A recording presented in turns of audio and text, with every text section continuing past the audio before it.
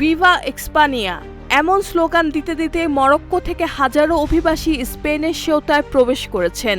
বৃহস্পতিবার এই আকস্মিক ঢলে সীমান্ত পরিস্থিতি কার্যত নিয়ন্ত্রণের বাইরে চলে গেছে বলে দাবি করেছেন স্থানীয় কর্মকর্তারা।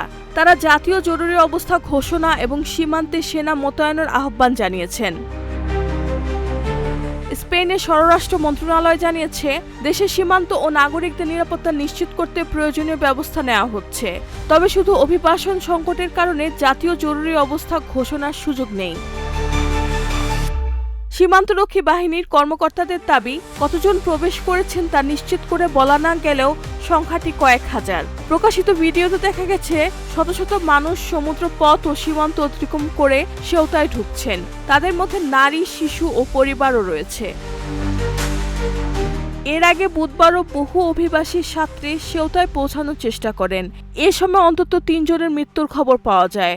পরিস্থিতি মোকাবেলায় মরক্কোর সঙ্গে সমন্বয় করে সীমান্ত নিয়ন্ত্রণ এবং অবৈধভাবে প্রবেশকারীদের ফেরত পাঠানোর কাজ চলছে বলে জানিয়েছে স্পেন। স্থানীয় প্রশাসনের মতে, আশ্রয় কেন্দ্রগুলো ইতোমধ্যে ধারণ ক্ষমতার বাইরে চলে গেছে। নতুন করে হাজারো মানুষ প্রবেশের সংকট আরও তীব্র হয়েছে।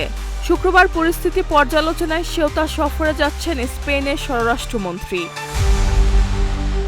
রেহানা বেগম, প্রজন্ম 24।